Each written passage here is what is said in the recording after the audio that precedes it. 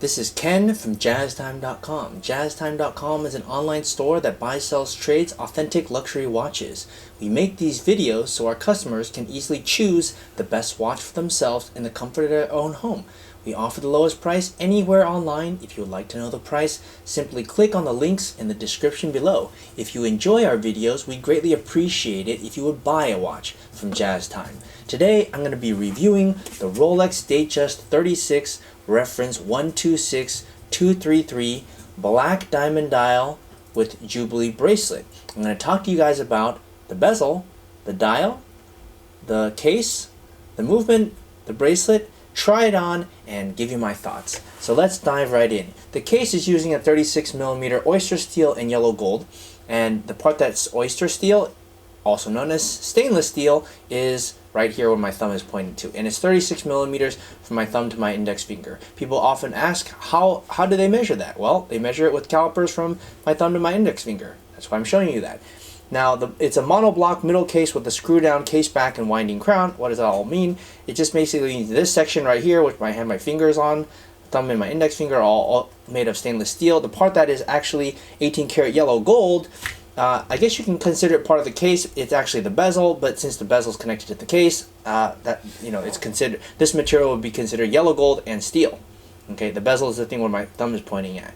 Okay, which brings us to the bezel. Now the bezel is fluted, and that means it has these little edges, kind of like it has edges as opposed to being smooth. Okay, and it's using a 18 karat yellow gold fluted bezel, which also another reason why it gives it this real shiny look to it and makes it more expensive. Now the crystal is a scratch proof, or at least scratch resistant, sapphire with a cyclops lens over the date. Alright, now let's move on to the movement. Now if you're wondering what has changed between this model that you're looking at, is that the movement has changed. It used to be a 3135, and now the caliber has changed to a 3235, with a precision of plus minus 2 seconds a day. It still has a paramagnetic blue parachrome hairspring with a high performance Paraflex shock absorber, and the power reserve is increased from the previous 48 hours to 70 hours. Okay, that's all housed inside here. You can't see it, but basically it's there. I've seen the 3135 movement, which is beautiful. The 3235 looks even more beautiful, and it's more accurate, it's better. It's what they're going to use probably for a really, really long time. I would imagine for probably like 20 years or so, until technology increases and they figure out how to make an even better one. Maybe plus minus 1 second, who knows? But at least as of now, that's what they have, and that's the difference between the old 116233 and the 126233. Now, another cool difference is, which I'm about to show you right now, okay, is the Jubilee bracelet. Now, Jubilee, what does Jubilee mean? It means 5-piece link across. Let's count that. 1, 2, 3, 4, and 5 as my fingers are going. And the bracelet is what they call a yellow rollator, which is a combination of oyster steel and 18 karat yellow gold. In other words, it basically means steel on the outside, yellow gold on the center, 18 karat, 5 pieces across, Jubilee. Okay? Now, I want to bring your attention to one of the major differences. It's a clasp. Now, it's using a folding oyster clasp with an Easy Link 5mm comfort extension. Now, here's the oyster. This part right here where my thumb is going, that's the oyster. Now, it's a folding oyster clasp because you simply close it once, bang, and it closes. Now, before it was a hidden clasp.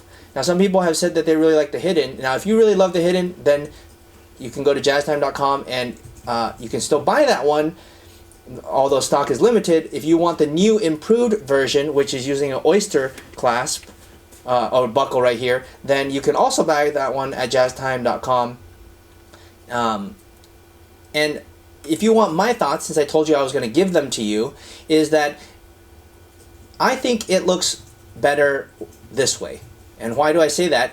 I'm holding the watch in different configurations, and what do you notice about that? The watch looks much more even, as in it's got a top, it's got a middle, and it's got a back. And even Rolex thinks so, because before the whole thing was just, it looked like this, where I'm covering my thumb, or covering the buckle. It just looked like all big one piece. And it looked a little bit top heavy, you know, and now it's got a defined top, side, and back. And it kind of just, it looks more even. at least in my opinion, and probably the opinion of Rolex. Otherwise, they wouldn't have upgraded it or they changed it to this way. Okay. Now I'm going to try it on, and I told you I would give you my thoughts. And now this is a 36 millimeter. I'm obviously a man, and if you see it on my wrist, I have an average size man's wrist of 7.25.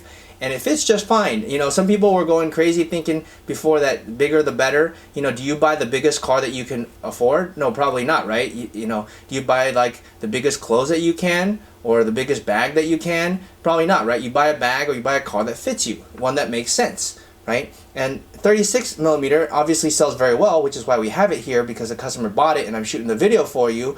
But you know, it was a man, by the way. And 36 millimeter does really well. I think a lot of people like it. It's like, it makes sense on the wrist. Bigger doesn't necessarily mean better. In my opinion, from selling thousands of watches, what fits your wrist is what you should buy. And what fits your style is what you should buy. Now, if you like bigger, that's fine. Go buy bigger. There's 41 millimeter.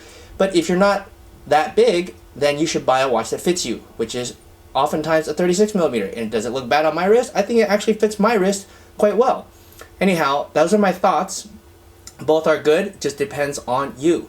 So if you like this video, subscribe, and if you like this watch, please buy it from JazTime, not someone else. JazTime.com. If you want to find out more about the watch you just saw in the video, you can just click below on Show More to see the full description. Then you can check the link next to model as seen in video, click on it, and you will get to the proper page where you can see all the details. If you're watching on a mobile phone, you have to click on the arrow down on the right hand side below the video to see the full description. If you like this video, please give us a thumbs up. If you would like to share this video with your friends, you can use the share button below and share it on any platform you like. If you have questions, constructive feedback, want to tell us about some mistakes or misspeaks, just write a comment below. If you want to see more videos like this, you should subscribe to our channel and visit our channel page where you can find all the videos. And if you're interested in a specific watch brand, you can check out our playlists. If you want to check the price for a watch or want to buy one, remember at JazTime.com you always get a steep discount, so you should check the prices with us. If you want to know the price for a specific watch, just go to Google, type in JazTime, plus the brand, model, and the details you're interested in, and Google will find the right page for you. Thank you for watching.